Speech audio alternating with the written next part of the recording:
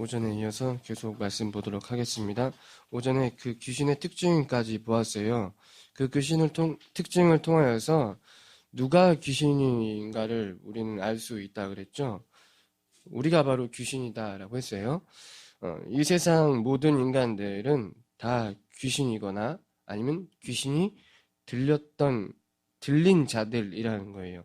그러니까 귀신 들린 자라고 하는 것은 하나님의 창조 목적에 벗어난 상태, 즉 피조물의 자리에서 이탈하여 창조주의 자리에 앉아 있거나 그 자리를 시시탐탐 노리며 창조주 행세를 하고 있는 게 바로 귀신이고 귀신 들린 자다라고 이야기한다 했어요. 그러니까 성도 역시 귀신이거나 귀신 들렸던 자들이라 해도 과언은 아닌 거예요. 귀신은 절대 구원 못 받아요. 아시죠? 귀신은 절대 구원 못 받아요. 그러나 귀신 들린 자는 구원을 받아요. 이거는 큰 차이점인 거예요. 그럼 귀신 들린 자가 구원을 받는다라고 하는 건 무엇이냐면 옛사람의 죽음을 의미하는 거죠. 공중권세 잡은 자의 통치를 따르던 불순종의 아들들, 그게 죽는 거예요. 그게 자유케 되었다라고 그러는 거죠. 그러니까 귀신 들렸던 자들은 옛사람의 죽음을 당하고 자유케 된 자들이고, 귀신은 옛사람 그대로 살다가 그냥 죽어버리는 게 그게 귀신이란 말이에요. 그러면 우리 성도는 귀신 들렸던 자들인 거죠. 그리고 성도가 될 사람들도 귀신 들렸던 자인 거예요. 그러나 구원받지 못하는 이 세상 모든 인간들은 그것 자체를, 그 존재 자체로 귀신이라 칭해도 무방하다라는 거예요. 그게 귀신이라는 거예요. 그러니까 이 세상에는 귀신이 있고 귀신 들린 자가 있어요.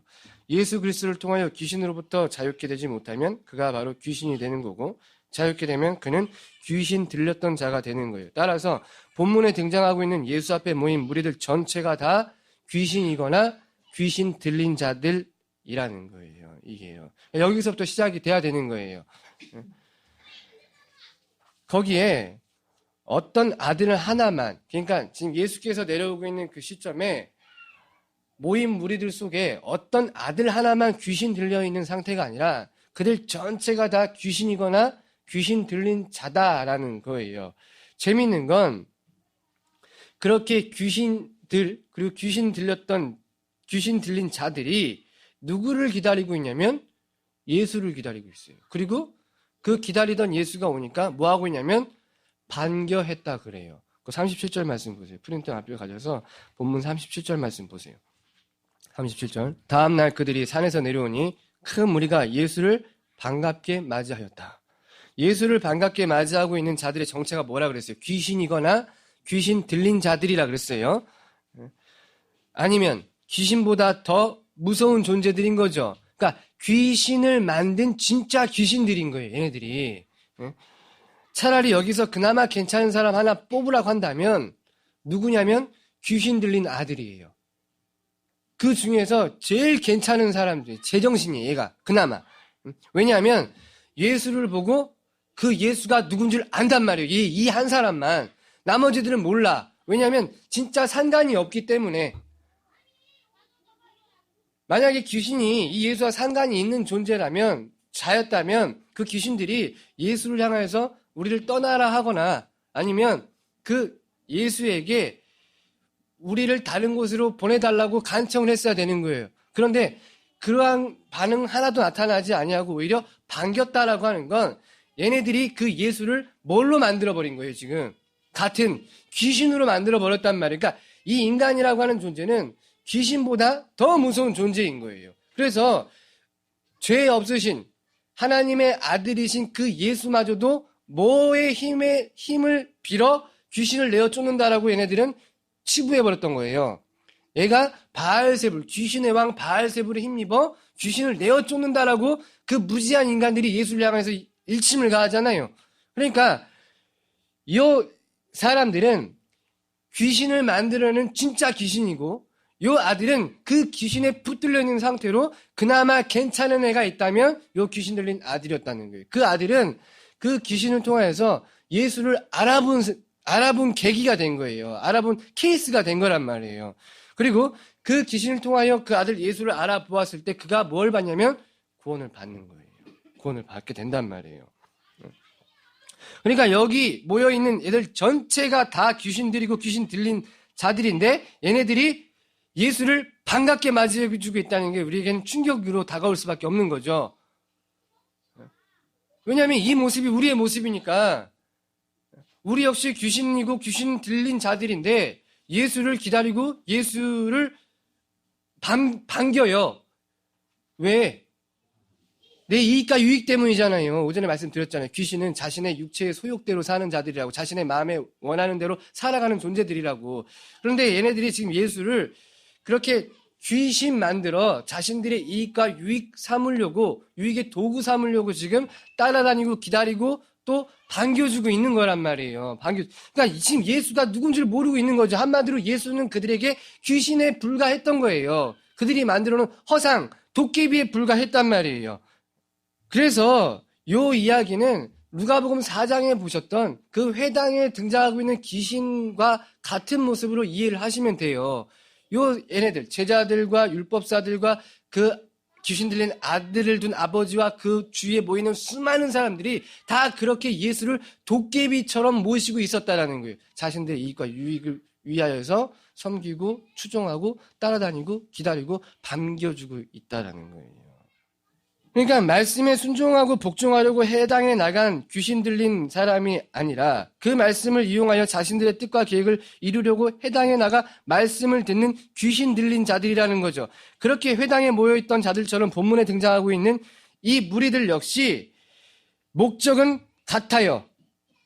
자신들의 뜻과 자신들의 목적과 자신들의 원하는 바들을 이루어내려고 하는 그 동기. 누구를 통하여? 예수. 그리고 이 모습은 누구와 같은 거예요? 우리와 같은 거예요. 우리 역시 예수를 도깨비처럼 모시고 있는 거죠. 도깨비 방망이처럼. 그러면 진짜 귀신들, 그리고 귀신 들린 자들의 뜻과 계획은 무엇인가? 바로 권세라 그랬어요. 권세. 바울 사도의 가르침으로 표현하자면 공중 권세를 잡은 자 되기 위하여.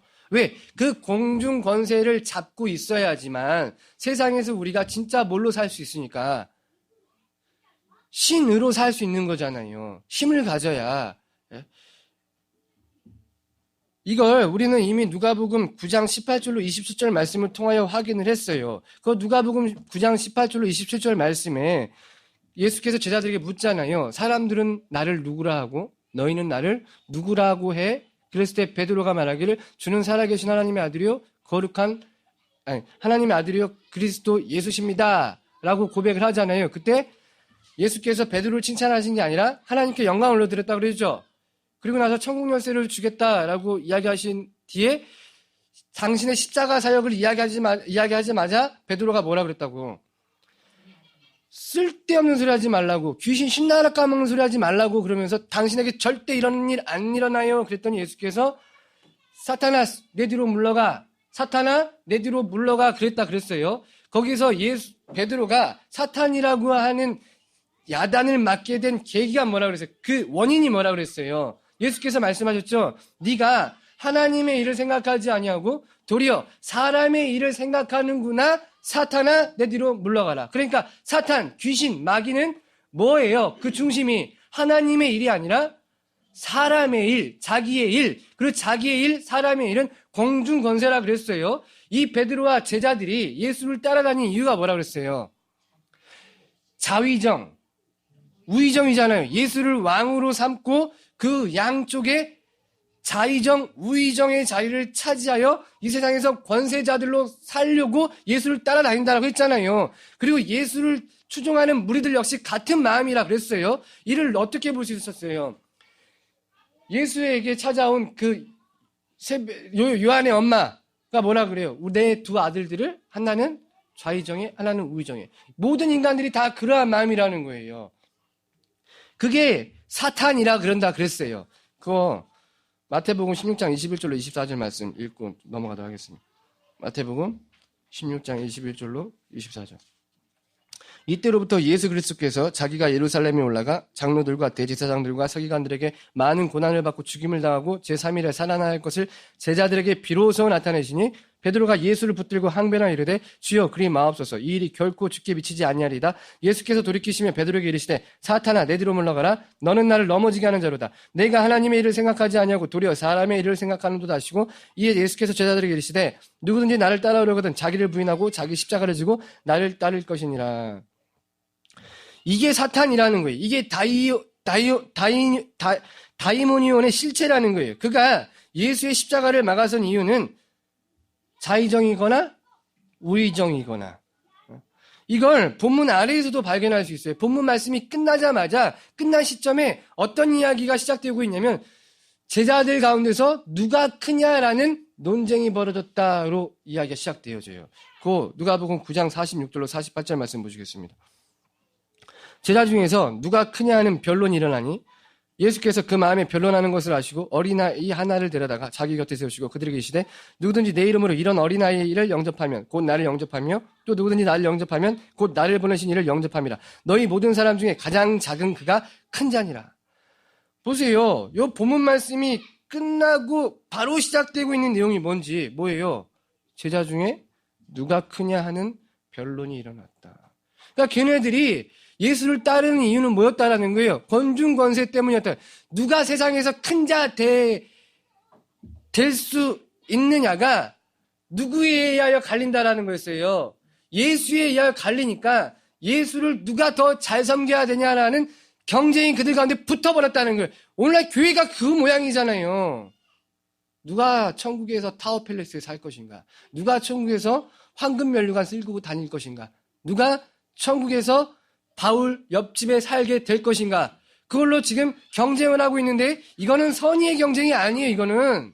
왜? 선의의 경쟁이라고 한다면 모두가 윈윈해야 되는데 누군가가 금면류관 쓰면 누군가는 뭘 써야 됩니까? 은면류관을 써야 되고 누군가는 동면류관을 써야 되고 누군가는 지옥의 나락으로 떨어져 버려야 되는 거예요. 그러면 이건 선의의 경쟁이 아닌 거죠. 이 경쟁 자체가 짐승의 세계라는 거예요. 근데 그 짐승의 세계에서는 일어날 법한 일들을 갖다가 오늘날 교회 안에다가 접목을 시켜버려서 지금 경쟁을 시켜놓는 거예요. 붙여놓는 거예요. 구역별로. 요즘에도 그런지 모르겠는데 예전에 주보 보시면 그 뒷면에 뭐 있어요? 교구, 구역 해가지고 뭐뭐 적혀 있어요? 인원수, 그리고 성경 읽은 수, 그리고 뭐 있어요? 헌금수. 그래가지고 거기 밑에다가 또 어떤 교회는 뭐 해주냐면 상, 최우수, 우수 이렇게 준단 말이에요. 그러면 그거 자기 교구 제일 먼저 하긴 해. 우리 교구가 이번에 몇 등 했나? 그러니까 분발하자 그거예요. 뭐 많이 하자. 성경 많이 읽고 헌금 더 많이 하고 우리 구역 식구들 모일 때 더 많이 데려오자 그거예요. 경쟁 붙이는 거예요. 교회 성장시키는 건 어렵지 않아요. 진짜 어렵지 않아요. 제가 지금 제 무능함을 덮으려고 하는 이야기가 아니라 진짜 어렵지 않아요. 경쟁 붙여주고 칭찬 많이 해주고 교회에서 빡세게 굴리면 돼요. 진짜 굴리면 돼요. 굴린 만큼 거기다가 보상을 치러주면 교회는 자연스럽게 성장하게 되어 있어요. 진짜 간이고 쓸개고 목사한테 다 던져주게 되어 있다니까요. 그게 인간이에요. 그걸 통해서 인간은 뭘 받으니까? 존귀, 명예. 그거면 돼요.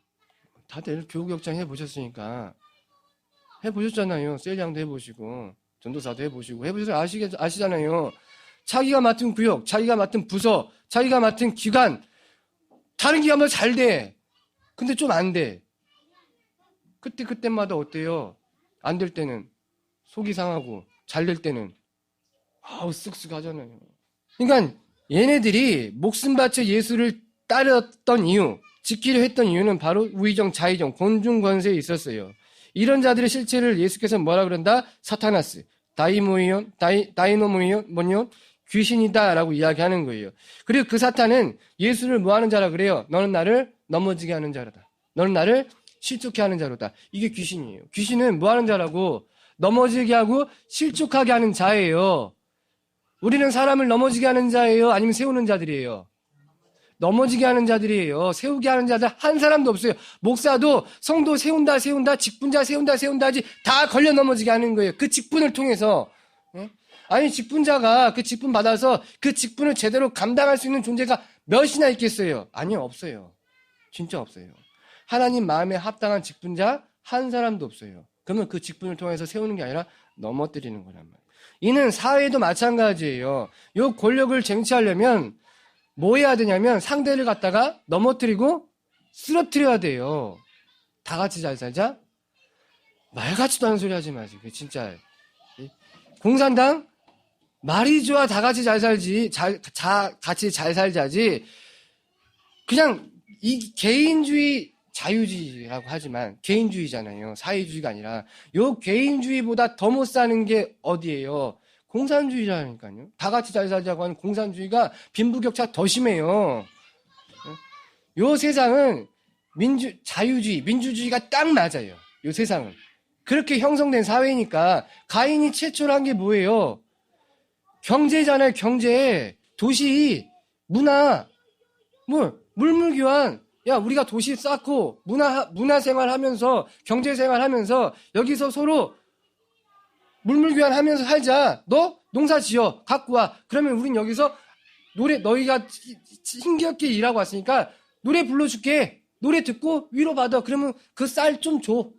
그 쌀 받아가지고 받고 노래 불러주고. 이게 물물교환이잖아요. 그게 경제잖아요. 그게 경제 시초잖아요.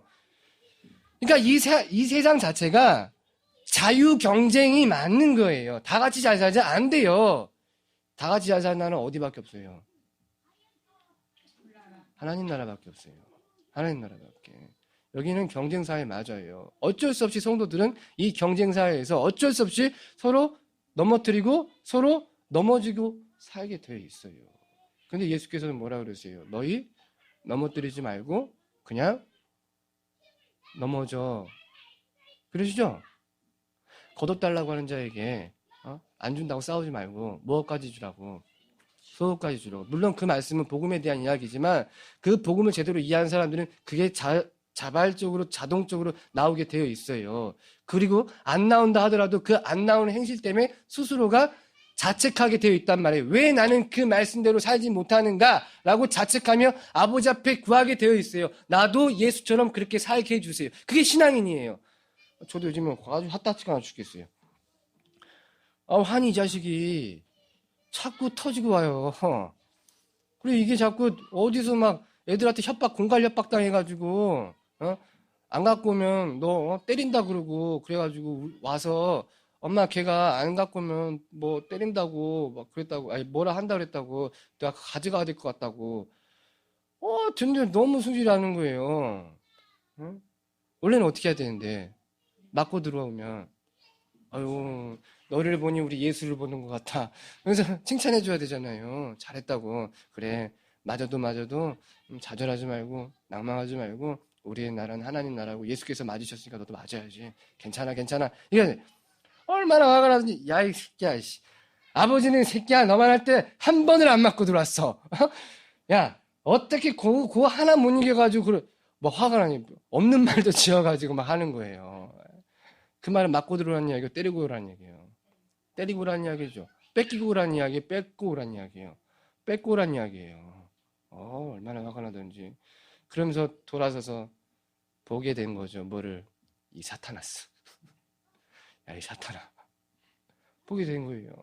그럼 뭐라고 그래요? 하나님, 저는 어쩔 수 없는 죽을 수밖에 없는 죄인이네요. 하나님 은혜만 구합니다. 이렇게 다시 그 밑으로 쭉 기어 내려가게 되어 있단 말이에요. 그러면서 아들한테 뭐라 그래요? 그냥 이제 좀 누그러져. 야, 그냥 그 상황에 휘말려들지 않으면 안 될까? 그 상황을 만들지 않으면 안 될까? 거기서 좀 더 나가면요. 네 팔자라 생각해라. 그렇게 되겠죠.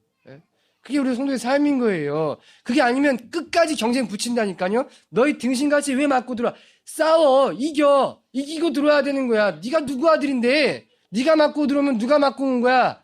내가 맞고 온 거야 이 자식아. 그렇게 되는 거예요. 그게 우리라는 거예요. 그게. 그러니까 요 사탄이라고 하는 건 상대를 넘어뜨려야 하고 실족해 해야지만 권력을 갖게 되어 있는 거고, 가진 그 권력을 통해서 하는 짓거리도 뭐냐면 결국은 그 가진 권력으로 넘어뜨리는 거예요. 왜? 그래야지 자기가 권력 가진 자로 드러나게 되어 있으니까. 그러니까 권력을 갖기 위해서 넘어뜨리는 자로 살고, 넘어뜨려서 권력을 가졌더니 이제는 내가 권력을 가진 자라는 걸 드러내기 위해 넘어뜨린다는 거예요. 그러니까 이 세상 모든 인간들은 다 뭐 하는 자들인 거예요. 다 넘어뜨리는 사타나스들이라는 거예요. 다 사탄. 심지어는 누구마저 넘어뜨리려고 하는 예수마저도, 하나님마저도, 네, 하나님마저도. 그래서 야곱이 누구랑 싸워요? 하나님과. 뭐 했다? 레슬링 했다. 격투기 했다. 언제까지? 이겨 먹을 때까지. 그래서 결국 어떻게 해요? 허벅지를 갖다 쳐버리시잖아요. 네가 이긴다 못 이긴다. 못 이겨. 그러면서 내가 그래 복 줄게. 무슨 복 주세요? 예수 주셨다니까요. 그 야곱은 그 뒤로 진짜 하루하루가 다사다난, 아니 한 해 한 해 다사다난해서 그 인생 자체가 고난이었어요. 그 뒤 이후로 오직 했으면 야곱이 뭐라 그래요? 애굽 바로 앞에서 내 인생 모진 풍파 험한, 네.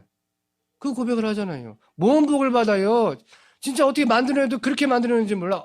그 뒤로 뭐 복을 주시는데 무슨 뭐 소가 어떻고 양이 어떻고 뭐 가족이 어떻고 딸이 강간당하는 그런 복 받고 싶으면 그게 복이 그게 딸이 강간당하고 애들이 갖다 몇십 명, 몇백 명 갖다 싸 죽여버리고 싸 죽였단다. 찔러 죽이고, 예?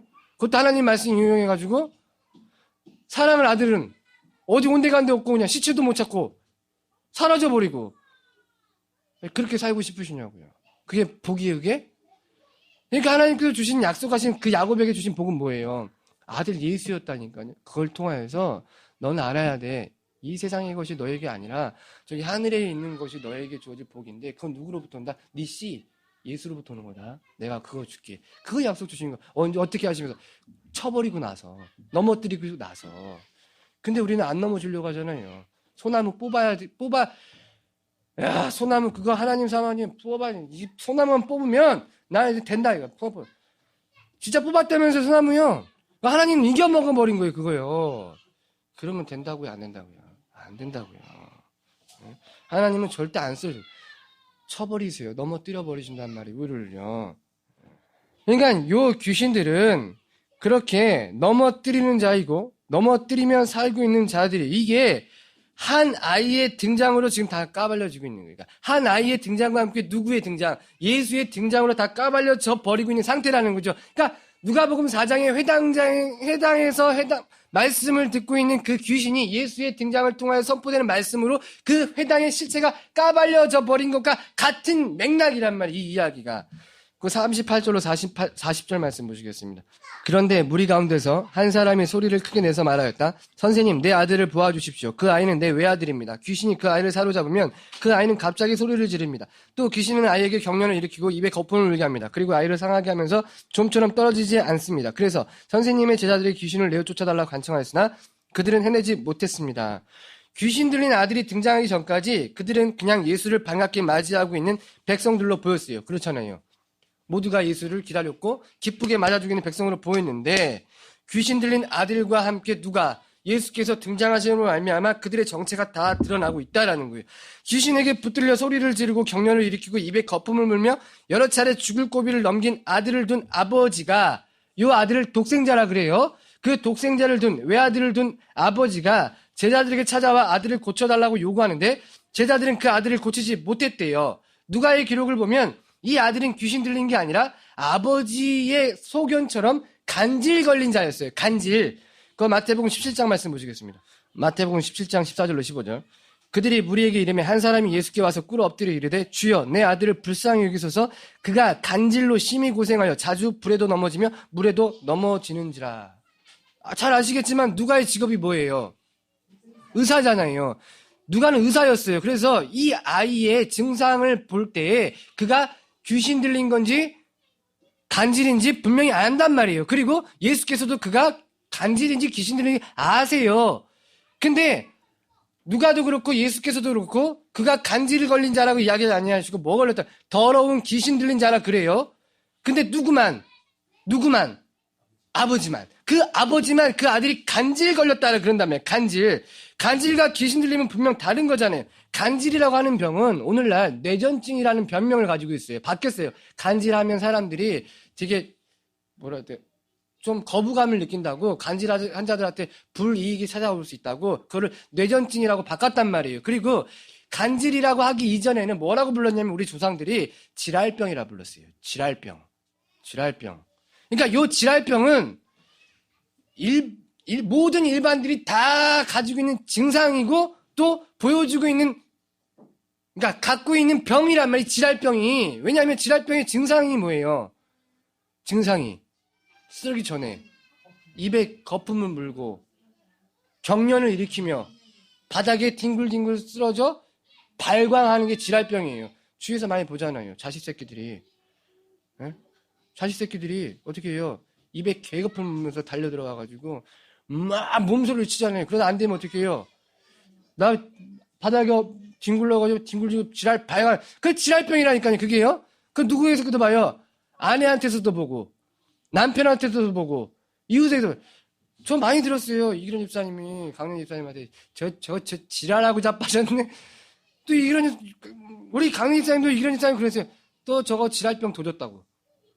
아니 저한테 대놓고 그러셨어요. 이기련 집사, 니네 아빠는 저 정신적으로 문제 있는 사람이에요. 저거는. 그러셨다니까요. 그러면 이게 우리 집만의 이야기겠는가? 아니요. 초혁 씨도 마찬가지. 우리 집 이야기네 이게 결국은. 저도 이기련 집사님한테 질랄병 보인 적이 한두 번이 아니에요. 아마 제가 이기련 집사님이었으면 저 질랄병 보이는 저를 갖다가 어디 정신병에 쳐 넣어버렸거나 아니면 호주를 파버렸을 거예요. 그나마 진짜 너무나도 아들을 사랑하는 진짜 아버지의 마음을 닮아있는 아버지여서 데리고 사셨던 거지. 안 그래서 파버렸을 거예요. 저였으면. 우리 환이랑 유아는 그렇게 질랄병 하다가는 질랄에는 뭐가 약이에요? 미친 질랄에는 매가 약이라고 뒤지게 쳐맞는 거예요. 쉽게들 보잖아요. 얼마나 쉽게 봐요. 하긴 뭐 우리 집안을 몰라서 저쪽 집안은 좀 고귀하니까 좀 덜 보시겠지만 그래도 보았을걸요? 누나를 통해서. 그게 질랄병이에요. 그게 뭐라고? 간질이라니까요. 그게. 그 간질이 어디에 생긴 병이라고? 뇌가 아니라 영, 정신병, 영, 더러운 정신, 그게 간질, 그게 뭐라고? 뇌전증, 질랄병. 그러니까 예수께서 이거를 갖다가 간질을 하지 않냐죠. 뭐라는 거예요? 더러운 영에 붙들렸다. 그러면 그렇게 보면 이 세상 모든 사람들 다 뭐예요? 다 질랄병 걸린 자들이잖아요. 그걸 더러운 영에 걸렸다 그래요. 입에 개거품 물고 달려들어 경련 일으키다 안 되면 쓰러져 질랄 발광하는 질랄병 걸린 자들. 그 질랄병 걸린 자의 증상 속에서는, 그러니까 이건 일반적이라는 거예요. 그 속에서는 어떤 모습이 또 포착이 되어지냐면 입에 거품을 물고 있다고 하는 건 그 입에 뭐가 없다고 하는 거예요. 그렇죠? 말씀이 없다는 거라고 그랬어요. 소리, 밤낮 소리를 지르는 그 안에 내용이 없어. 귀신 신나라 까먹은 소리야. 그가 거품을 내밀어. 뭐 내용물이 없어. 허풍만 잔뜩 껴있는 거품만 불어. 뭐가 없다? 말씀이 없어. 말씀이 없어서 그가 뭐예요? 떨다가 발광하다가 자꾸 어디에 넘어지는 거예요? 물과 불에. 사망 가운데 집어 던져진다 그거예요. 그렇게 살다가 결국 사망 가운데 던져지더라 그거예요. 그게 이 아이를 통해서 거기 모여있는 무리들 전체의 병으로 다 확대가 되고 있다라는 거고, 그 병은 누구에게도, 우리에게도 죽을 고비를 얼마나 많이들 넘기고 살아셨어요. 야, 참 재밌어. 만나는 사람들마다 하는 이야기가 다 죽을 고비 한 번씩 넘겼어. 이분들이. 나 이제 큰일 날 뻔했잖아. 죽다 살아났다니까. 우리 사모님도 얼마 좀 전까지 죽다 살아났어요. 코 막혀 죽겠네. 안 죽어. 그걸로 걱정하지 마. 아니야, 코 막혀 죽겠어. 그래. 죽다 살아났어요. 얼마나 많아요. 다리 아파 죽겠네. 다 죽다 살아났어. 교통사고 나서 어디 뭐 갑자기 이렇게 하고 나서 다 죽다 살아났어. 그게 우리 인생이라는 거예요. 그렇게 지랄 발광하며 살다가 물에도 던져주고 불에도 던져주고, 근데 결국은 왜 그렇게 죽어. 근데 얘네들 몰라. 그냥 그 상황만 넘어가면 영원히 살 것처럼 생각하는데 아니요. 우리는 시시각각으로 물과 불에 던져지면서 사는 존재들. 그 물과 불에 던져져 죽어야지만 뭐 할 수 있는 존재. 진짜 사는 거거든요. 근데 그걸 거부해버려. 그리고 그걸 귀신 들렸다라고 이야기합니다. 그 마태복음 17장 14절로 15절 말씀 보시겠습니다. 그들이 무리에게 이르면 한 사람이 예수께 와서 꿇어 엎드려 이르되 주여 내 아들을 불쌍히 여기소서. 그가 간질로 심히 고생하여 자주 불에도 넘어지며 물에도 넘어지는지라. 더러운 영에 붙들린 사람의 그 입에 말씀이 없고 말씀이 없는 자들은 어디에? 말씀이 없는 자들은 결국 물과 불 심판 가운데 넣어지는 자들이라는 거예요. 그럼 이건 본문에서 귀신 들린 한 아들의 문제가 아니라 그 자리에 모여 있는 모든 이들의 문제가 되는 거라고 했어요. 그들의 영은 성령이 아니라 다 더러운 영이었다 그거예요. 그들의 입에는 말씀이 없고 그들은 다 심판 가운데 있었던 자들이라는 거예요. 그런 자들이 누구를 반겨주고 있는가? 독생자 예수 그리스도를 반겨주고 있는 거예요. 이걸 누가는 분명히 드러내기 위해 그 아이는 독생자였다 그런 거예요. 그러니까 그 아이가 지금 누구로 이해가 돼야 되냐면 예수 그리스도로 이해가 되는 거예요. 예수 그리스도로 이해가 돼야 되는데 다른 게 있다라면 그 아들은 그 더러운 영에 붙들려 있는 아들과 이 예수는 성령에 붙들려 있는 아들이라는 거죠. 그 더러운 영에 붙들려 있는 아들은 사망 가운데서 함께 죽자고 모든 이들을 끌고 가는 일이라면 요 독생자 예수 그리스도는 성령에 붙들려 본인 혼자 죽고 같이 살려내시겠다라고 하는 존재란 말이에요. 더러운 영이 아니라 깨끗한 영에 성령에 붙들려 있는 이 예수는요. 그러니까 질적으로 완전히 다른 존재인 거죠.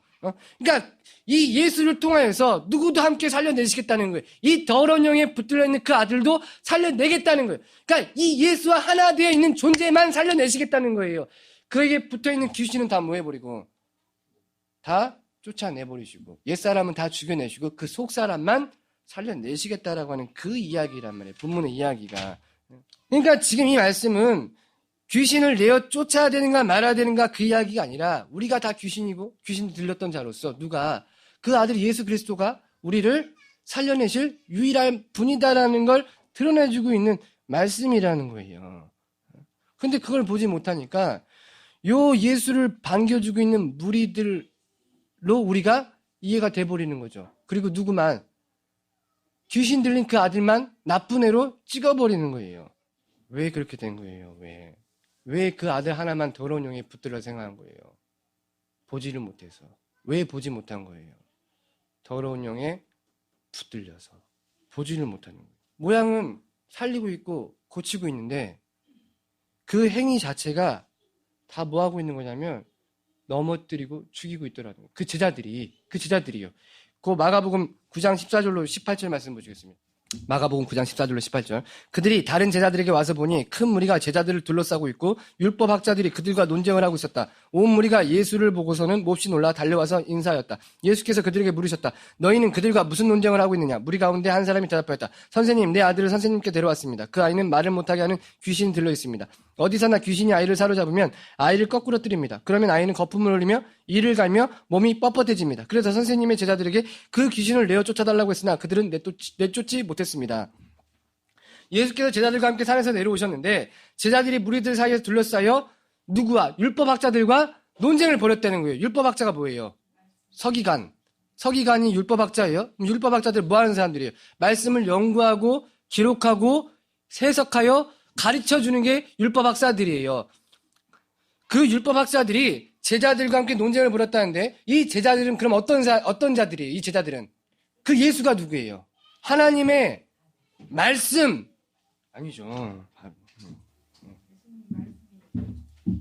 그 율법학자들은 서기관들은 말씀 곁에 끼고 사는 자들이에요. 말씀 곁에 끼고 사는 자들. 그럼 제자들은요? 그 말씀하고 같이 있는 사람. 이게 같이 묶이고 있는 거잖아요. 그리고 얘네들은 뭐예요? 그 말씀을 연구하고 보고 연구하고 전하는 자예요. 그러니까 보고 듣고 말하는 자잖아요. 그럼 제자들은요? 제자들도 같아요. 제자들 뭐 하는 자들이에요? 예수라고 하는 그 말씀을 보고 그에게 듣고 그리고 나가서 뭐 하는 자예요? 말하는 자란 말이에요. 그러니까 지금 얘네들이 동일하게 묶이고 있는 게 말씀을 보고 듣고 말하는 자들끼리 지금 논쟁을 벌이고 있는데 그 논쟁이 뭐였냐면 니들 왜 못 쫓아? 왜 못 고쳐? 이거였어요. 니들 왜 못 고쳐? 니들 왜 이 아들 못 고쳐?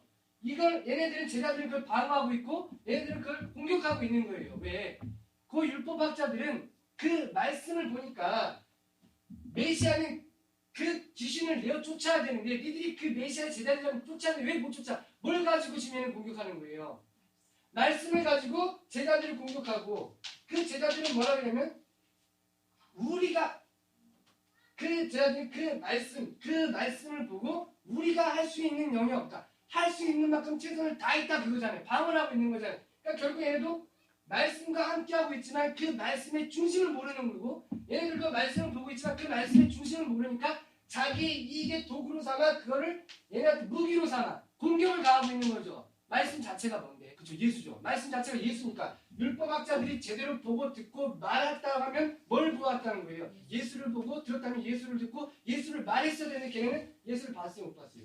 못 봤어요. 그러니까 사랑이 없는 게 사랑이 아니라, 그럼 제자들은 예수를 보고 듣고 말해야 되는데 그들 역시 예수를 보고 듣고 말하는 게 아니라 그 예수를 통해서 뭐 하려고 하고 있는 게 지금 얘를 갖다가 고치려고 하고 있단 말이에요. 지금 그 말씀 가지고 얘 고쳐야지만 지금 이 공격받는 그 공격 상황에서 방어하여 뭐가 되니까 승리자가 되는 거니까. 그러니까 얘를 갖다가 고쳐야만 되는 거예요. 누가? 제자들이. 그래서 써먹는 게 누구예요? 이용해 먹는 게 예수였단 말이에요. 그러면 율법학자들이나 제자들이나 서로 다른 존재예요? 같은 존재예요? 똑같은 놈들인 거예요. 그 말씀을 보는데 말씀이 뭔지를 몰라. 말씀을 듣는데 말씀이 뭔지를 몰라. 말씀을 말해야 되는데 말씀이 뭔지를 모르니까 자꾸 뭘 이야기해? 세상 거를 이야기하고 있는 거예요. 그들이 진짜 믿음이 없어서 기도를 안 해서 귀신을 못 쫓아준 거예요? 아니라는 거예요. 그들은 말씀을 알지도 못했고 말씀을 듣지도 못했고 말씀을 말하지도 않는 아주 무지하고 더러운 자들이었어요. 그런 자들이 어떻게 귀신을 쫓아요? 못 쫓는다는 거죠. 그럼 예수께서 말씀하신 믿음이 적어서 못 고쳤다라고 하는 건 뭔가? 저 마태복음 17장 19절로 20절 말씀 보시겠습니다. 그때 제자들은 따로 예수께 다가가서 물었다. 왜 우리는 귀신을 내쫓지 못했습니까? 예수께서 그들에게 대답하셨다. 너희의 믿음이 적기 때문이다. 내가 진정으로 너희에게 말한다. 너희에게 겨자씨 하나 할 만한 믿음이라도 있으면 이 산더러 여기에서 저기로 옮겨가라 하면 그대로 될 것이요 너희가 못할 일이 없을 것이다. 제자들이 예수께 물어봤어요. 왜 우리는 못 쫓았어요? 그때 예수께서 뭐라 그래요? 너희의 믿음이 적기 때문이다 그래요. 정말 얘네들이 믿음이 적어서 못 쫓은 거예요? 아니, 목사님들이 그래요. 우리가 귀신을 못 쫓는 이유는 믿음이 없기 때문이래요. 근데 얘네들이 믿음이 없었대요? 믿음이 적었대요. 믿음이 있었대요? 없었대요? 있었대요. 근데 적었대요.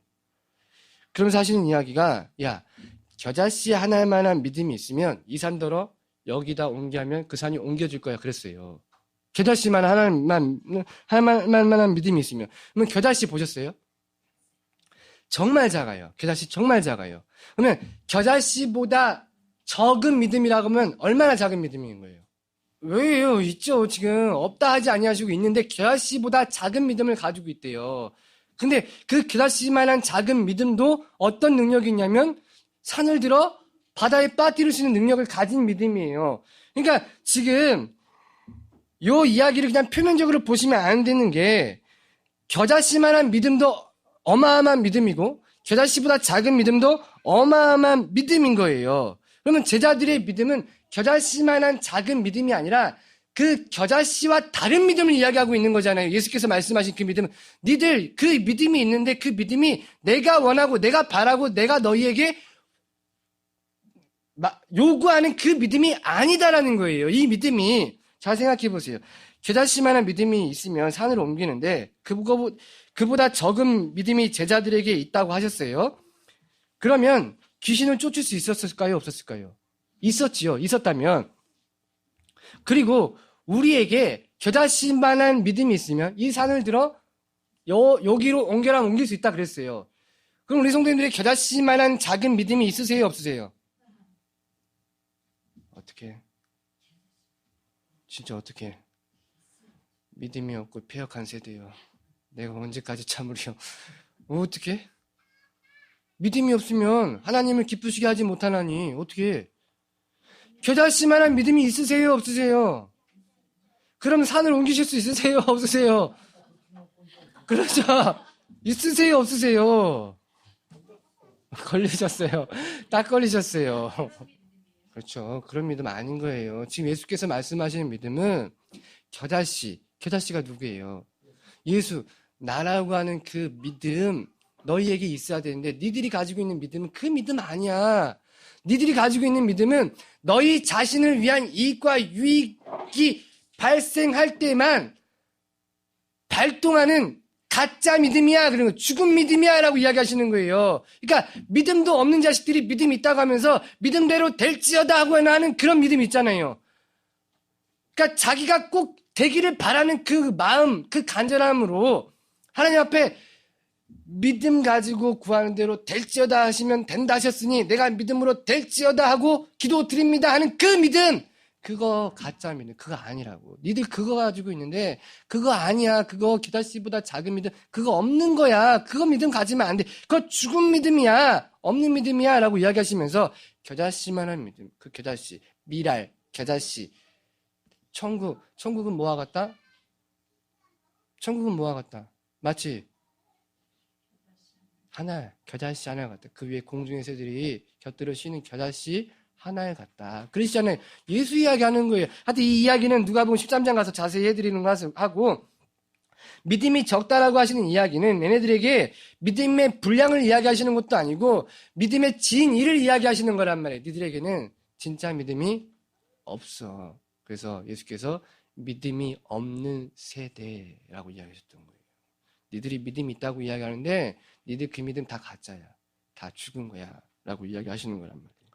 그러니까 지금 요 제자들이나 저 율법사들이나 그들에게는 말씀이 있었어요, 없었어요? 말씀도 없고 믿음도 없었어요. 그러니까 그들에게 영원 사랑이라고 하는 건 말 그대로 사치였고 말씀의 말자도 모르는 인간들로 그들 역시 더러운 영에 붙들려 있었던 자들이라는 거죠. 그런 자들을 향하여 예수께서 뭐라고 말씀하셨는가? 믿음 없고 패역한 세대, 삐뚤어진 세대들이라고 하셨던 거예요. 41절 말씀 보시겠습니다. 41절. 예수께서 말씀하셨다. 아, 믿음이 없고 삐뚤어진 디에스트라멘의 음란한 타락한 변태 부정한 세대여, 내가 언제까지 너희와 함께 있어야 하며 너희에게 참아야 하겠느냐. 내 아들을 이리로 데려오너라. 믿음이 없다는 것이 무엇인지 간략하게 설명해 드렸으니까 그러면 삐뚤어진 세대라고 하는 것은 무엇인가? 이 삐뚤어진이라고 번역된 헬라 단어는 기록해 드린 대로 디에스트라멘에라는 단어로 음란한, 변태, 타락한, 부정한이라는 뜻을 가지고 있어요. 한마디로 더러운 존재라는 거예요. 더러운 존재. 말씀을 읽고 연구하는데, 말씀과 함께 하는데 말씀이 뭔지를 몰라. 하나님 나라를 눈으로 보고 있는데 보고 있는 하나님 나라를 이해를 못해. 그래서 뭘로 인식을 해버린 거야? 세상 나라와 같은 걸로 인식을 해버려. 그리고 그걸 이 세상의 것으로 설명하고 있는 게 이 세상의 것이다 라고 말하고 있는 걸 뭐라고 이야기하냐면 디에스트라멘의 변태, 부정한, 타락한, 음란한 세대. 그러니까 믿음이 없는 세대들은 뭐냐? 변태, 타락한, 부정한, 음란한 세대들이라 그러는 거예요. 그러니까 이 귀신 들린 아들이 문제가 아니라 진짜 문제는 그 주위에 있는 더러운 영 그 자체였다는 거예요. 말씀을 가지고 있는데 말씀과 함께하고 있는데 그 말씀이 뭔지를 몰라서 그 더러운 영을 치유하지 못하는 그 주위에는 모든 무리들이 더 큰 문제였다는 게 이게요. 타락한 세대, 음란한 세대, 변태 새끼들.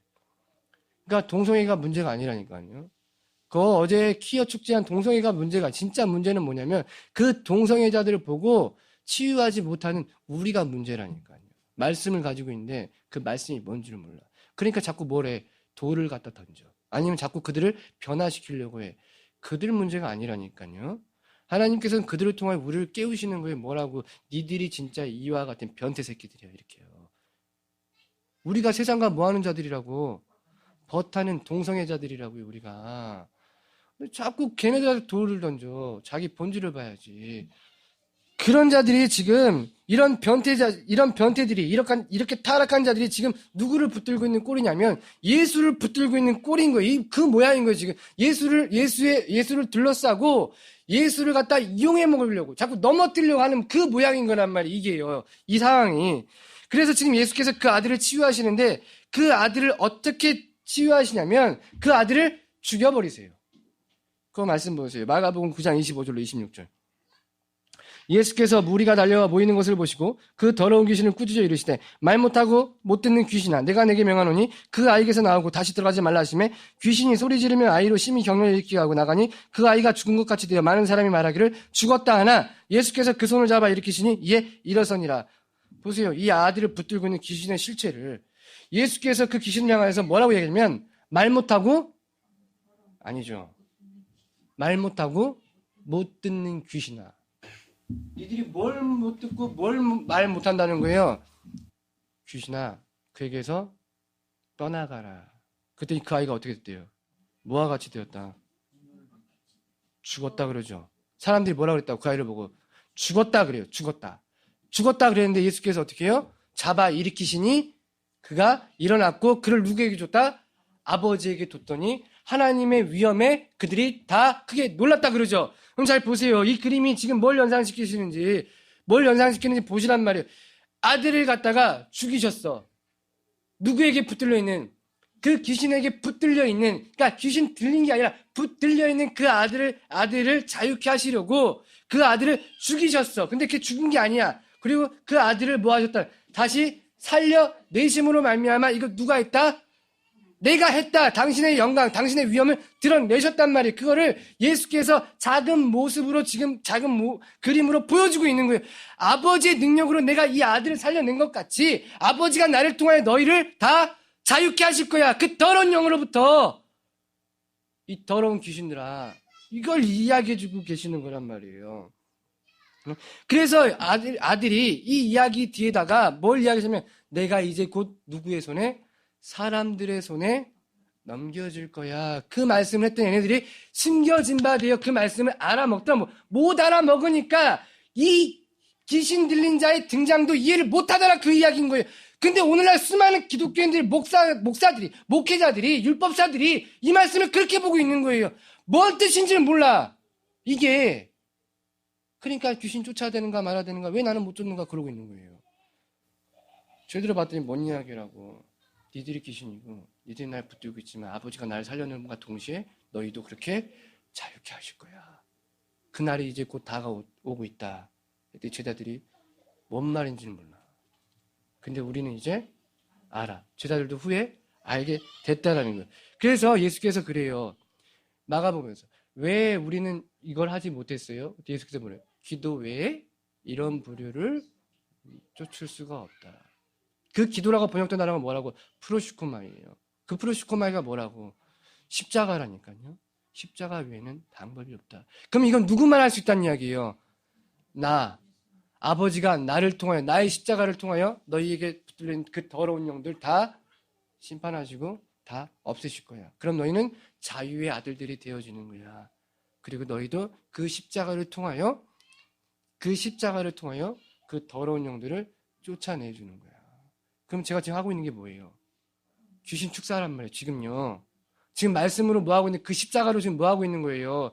더러운 영 드러내고 그거를 쫓아내고 있는 거예요. 더러운 영들아 물러갈지어다 하고 있는 거란 말이에요. 이게요. 그러면 여기서 그렇게 변화되어지는 역사가 일어나면 제가 뭐 한 거냐면 그 예수의 이름으로 말미암아 하나님의 그 위엄이 여기서 지금 드러내고 있는 사역을 감당하고 있는 거란 말이에요. 그러면 이게 제 일로만 끝나는가? 아니요. 우리 성도님들도 그 일을 하게 되어 있는 거예요. 나가서 뭘 하면 되는 거니까. 그 말씀을 전할 때 십자가가 나오는 거잖아요. 그때 더러운 영들이 드러나고 그들이 변화가 일어나게 되어 있는 거예요. 누가 하셨다고? 아버지가 누구를 통하여? 그 아들을 통하여. 하나님 감사합니다. 귀신 들렸음에도 불구하고 귀신 들린 것도 알지 못한 채 예수를 섬기겠다며 이리저리